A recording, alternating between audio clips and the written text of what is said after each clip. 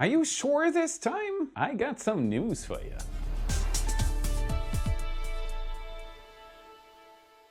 My name is Felix and I'm your host for today's episode of What About It? SpaceX has hinted at a target date for the Orbital Flight Test. Axiom 2 crew gets a date, Soyuz switches docking ports on the ISS, and you won't believe what the James Webb Space Telescope saw. Stay tuned and let's dive right in. Starship updates. SpaceX has provided us with a much anticipated update.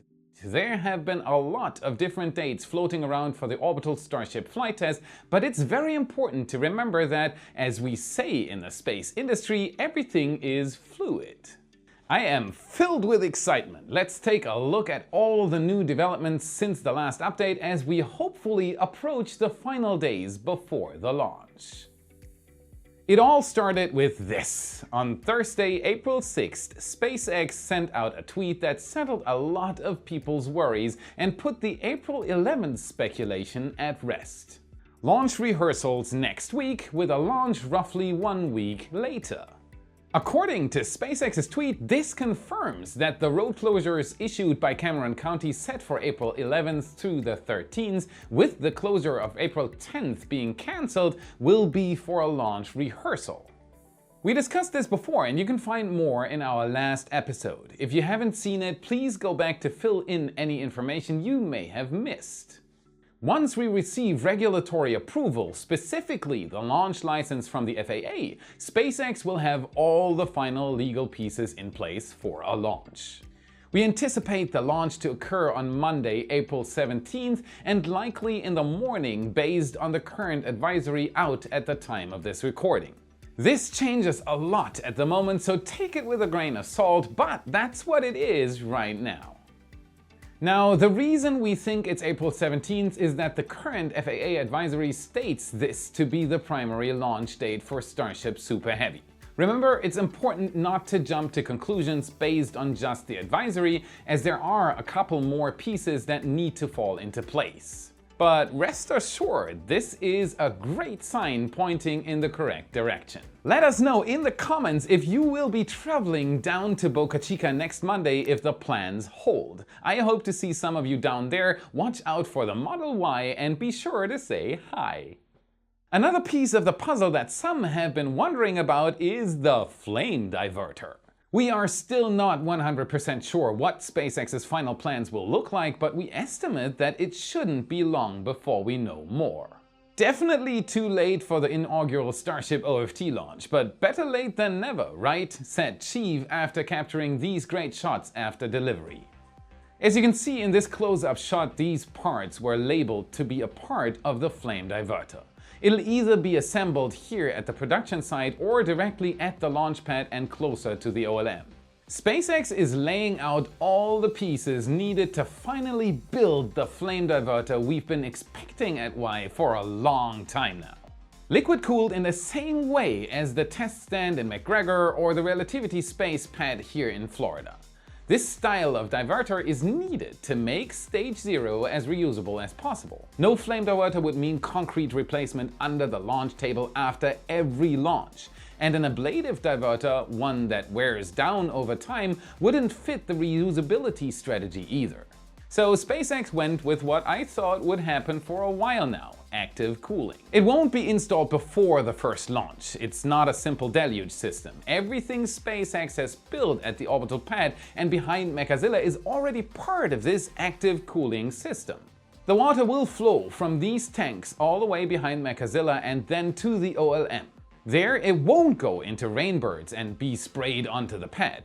Instead, it will flow through a labyrinth of pipes that form the flame diverter ramp. After cooling the ramp, it will be redirected to the rainbirds, so it will serve a double purpose: cooling the diverter and at the same time absorbing shock waves and heat from the engine exhausts. This will hopefully solve the rapid reusability aspect of the OLM at Mechazilla and, at the same time, be a cost-effective solution for SpaceX: less maintenance, fewer launch costs. The employees around Starbase have been occupied with various tasks related to the upcoming launch. They were seen clearing the launch pad vicinity of equipment like the MEC scissor lift, clearing additional gear from the pad parking lot, and completing other last-minute launch preparations. This is called FOD mitigation, foreign object damage. We've seen this many times at Starbase. Pieces of wood, some equipment left at the pad, or just something that wasn't secured properly. These objects tend to be picked up by the exhaust blast. Accelerated by 33 Raptor engines, these can end up being dangerous projectiles. SpaceX is making sure that this won't happen for the first orbital Starship flight. Musk tweeted this on April 9th, so 2 days ago. Starship is ready for launch, waiting regulatory approval. Okay, what? What does that mean, Elon? So it's close to the launch, but is the wet dress rehearsal planned for the 11th off the table now? Are we proceeding directly to the launch as Starship is ready? If you want my opinion, I do think that we'll see that wet dress rehearsal. So a test of everything before the launch today, April 11th. I don't know yet, as we obviously researched this episode a few days ago. Make sure to check out our multi-stream website at multistream.whataboutit.space. It should give you plenty of camera angles to see if the wet dress rehearsal is going on right now. Moving up the road to the production site, we have some awesome pictures peeking inside the high bay as Ship 28 is now fully stacked. We will have to wait and see what Starship will be next to undergo tests and hopefully its very own flight test after Starship 24's flight test. The pace of production is accelerating more and more, fascinating to watch. It would appear that they are storing Starship 28 behind Ship 27 as it waits for the next step in the assembly process. Moving from the high bay out to the jetty, we've got a different type of SpaceX vehicle on the move. Talk about a commute to work in the fast lane. Chief captured the SpaceX Explorer 24 hovercraft on the move several times now. And we got quite a few questions about it on our YCam galleries on Patreon. If you're wondering why SpaceX would need a hovercraft, check this out. Imagine you're at Starbase. Now, if you were to drive from the orbital launch mount over to the Isla Blanca public boat ramp on South Padre Island, it would take a whopping 55 minutes with no traffic. That's a total of roughly 42 miles or almost 68 kilometers. Now, if you were to hop in a shiny hovercraft, your 1-hour trip would turn into a roughly 15-minute smooth sailing ride across the South Bay and jetty. The hovercraft can move at speeds of up to 32 miles or 51 kilometers per hour while leaving virtually no wake behind. Powered by a 144 horsepower commercial diesel engine, there's enough power to carry 12 people to and from. I'd call that a solid investment. That's why they have the coolest ride in the Rio Grande Valley. Heading down to the OLM again, we have some breaking down news. Get it? Some said they wouldn't start believing it was actually happening until the scaffolding had been removed from the orbital launch mount.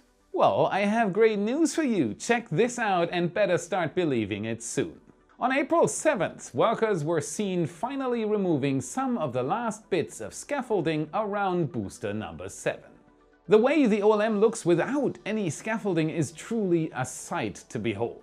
This is the first time we've seen a, for the most part, fully buttoned up OLM with no scaffolding around it. Teams are continuing to work 24/7 to really dot the I's and cross the T's leading up to the orbital flight test. Altogether, it's been a great, wonderful evening here at SpaceX. Meanwhile, over on the West Coast, a different type of crew for the Starship launch is hard at work. We've got some fantastic news out of Hawthorne, California. The world-famous John Innsbrucker, Mr. Nominal, will be a part of the crew to commentate on the historic Starship webcast. John Innsbrucker. Good evening. I'm John Innsbrucker, the Falcon Principal Integration Engineer at SpaceX. Innsbrucker has been with SpaceX since its early days and has played a crucial role in the development and success of the Falcon 9 and Falcon Heavy launch vehicles. He is also known for serving as the lead commentator for many of SpaceX's historic launches and landings. He quickly became a fan favorite for his personality and the use of the now famous and widely used word nominal. We've also heard the call out that propulsion continues to be nominal. On the rocket are performing nominal, I just said it. Here's to you, John Innsbrucker. I can already hear the call out that Starship has cleared the tower and everything continuing to look good. Performance looks nominal. Things are starting to get exciting as we could receive word for a launch date from SpaceX very soon. Share the excitement with others. By hitting the like button, commenting, or subscribing, you can ensure that the YouTube algorithm shares this video and our little channel even more. Spread the word. Stronger together. Speaking of dates, Axiom 2 has received a launch date. Axiom has just released the date that they will attempt to launch a Falcon 9 with 4 humans aboard it to the International Space Station. Stay tuned and we'll give you the details. Axiom 2 is the second all-private mission from Axiom Space and will launch a multinational crew aboard a SpaceX Crew Dragon capsule to the International Space Station. The crew manifest consists of 2 American astronauts and the first 2 Saudi astronauts to travel to the ISS on an Axiom mission. Meet the trailblazing duo Rajana Barnavi and Ali Al-Karni, 2 pioneering members of the first ever Saudi astronaut class. They are set to make history as they embark on a 12-day orbital journey, spending 10 days on the International Space Station.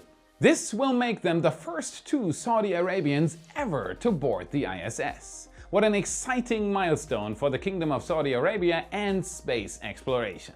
In 1985, the Kingdom of Saudi Arabia sent Prince Sultan bin Salman bin Abdulaziz Al Saud to venture into space aboard the space shuttle STS-51G. The STS-51G mission was the 18th flight for NASA's Space Shuttle program and took place from June 17th to 24th, 1985. So now I'm sure you're wondering what the date is. Great news, I have it right here. Axiom 2 will take place almost 38 years to the date of STS-51G on May 8th at 10:43 p.m. Eastern Time, a much anticipated step in the Kingdom's quest to be a part of a sustainable low Earth orbit economy. The crew will be dedicated to spreading knowledge and awareness of science, technology, engineering, arts, and mathematics, inspiring people worldwide to pursue these fields while aboard the station. By conducting scientific investigations and engaging with audiences globally, they are laying the foundation for a future filled with brilliant astronauts. Make sure you stay updated with all things Axiom 2 and space over on our Twitter page for updates as we approach this exciting launch. Let's head up to the space station for some more news. In the early hours of Thursday, April 6th, Expedition 69 crew members Frank Rubio, Sergei Prokopyev, and Dmitry Petelin took a short ride aboard the Soyuz MS-23 capsule. The 3 crew members boarded the newly arrived and repaired MS-23 capsule to undock from the Poisk module on the space-facing side of the station and, just a short time later, redock on the Prichal module on the Earth-face side.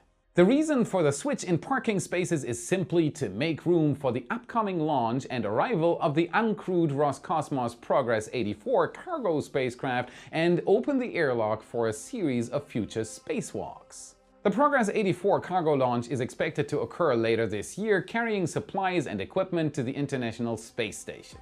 They typically carry food, water, oxygen, fuel, clothing, scientific equipment, and other supplies needed to support the entire crew on the ISS. Progress spacecraft are also used to bring up new scientific experiments and to return completed ones to Earth for analysis. Hopefully there will be some snacks for the crew to enjoy. Now buckle up, we're about to head out even further into the cosmos. The James Webb Space Telescope has captured a breathtaking photo of the planet Uranus. This stunning picture showcases the planet's dramatic rings and bright features in its atmosphere. This demonstrates James Webb's unprecedented sensitivity for even the faintest dusty rings, providing a more detailed view of Uranus than any previous image. The planet Uranus is a unique ice giant, rotating on its side at a 90-degree angle from its orbit, causing extreme seasons. In this image, the polar cap on the planet's right side can be seen, a brightening area that almost magically appears during the northern summer and completely vanishes in the fall. The polar cap also features a subtly enhanced bright spot at the center, a surprising aspect revealed clearly for the first time by the sensitivity and longer wavelengths of Webb's NIRCam. The planet Uranus is surrounded by 13 known rings, 11 of which are visible in the image. Some of the rings are so bright that they appear to merge into a larger ring when they are close together. The entire image also captures many of Uranus's 27 known moons, including the 6 brightest, which are identified in the Wide View edit. This image of Uranus is just a glimpse of the breathtaking images that the James Webb Space Telescope can capture. The telescope is the world's most advanced space science observatory and will continue to unlock the secrets of our solar system and beyond.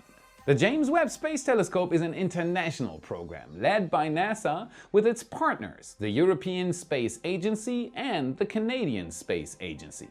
The image of Uranus taken by the James Webb Space Telescope is genuinely a work of art, showcasing the unknowns and complexity of our solar system. The intricate rings in never-before-seen detail and the polar cap with its enhanced brightening at the center are mysterious and intriguing at the same time.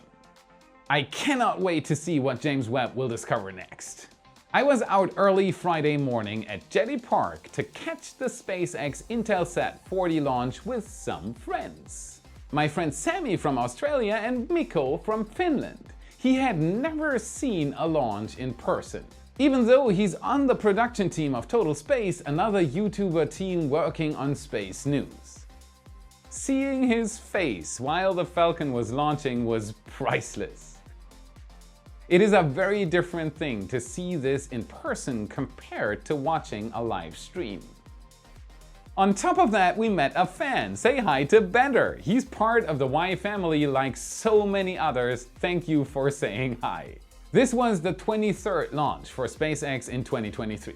That's on average almost 2 launches a week. What a beautiful sight it was as 9 Merlin engines lit up the night sky. The launch occurred at roughly 12:30 a.m. Eastern Time Friday morning from Space Launch Complex 40, or SLIC 40 for short. What a wild pace! How many total launches in 2023 do you think SpaceX will accomplish? Put your guess in the comments. Another amazing thing to note is that SpaceX has launched and landed 110 first stage boosters now. Yes, you heard that correctly, 110 landings in a row. This includes landings across 2 coasts, 3 landing zones, and all 3 SpaceX drone ships. Absolutely amazing work by the teams over at SpaceX. Keep up the hard work. Speaking of hard work, today's sponsor Brilliant is here to help you work less and achieve more. Brilliant is one of the leaders in interactive learning. So much so that we homeschool our children partly with Brilliant. Courses like scientific thinking, math, computer science, and logic will make you understand the world and challenge you to learn new things in a visually stimulating, bite-sized, hands-on approach. Brilliant has very detailed courses, but simultaneously, Brilliant gives you room to breathe and offers a low-pressure environment. Brilliant is not about grades, there's no wrong approach. Help is always around the corner. At Brilliant, you learn intuitively and with fun. And it's not about a schedule either. Work a little, learn a little. Schedules are for schools. It adapts to your preferences. To get started for free, visit brilliant.org/whataboutit or click on the link in the description, and the first 200 of you will get 20% off Brilliant's annual premium subscription. You learn something new every day, and in return, you help What About It as well. That's it for today. Remember to like and subscribe. Check out our merch store to beef up your space nerd wardrobe. Crazy stuff and absolutely worth a visit. And if you want to get even smarter about space and rockets, watch this video next to continue the journey. Thank you very much for watching, and I'll see you again in the next episode.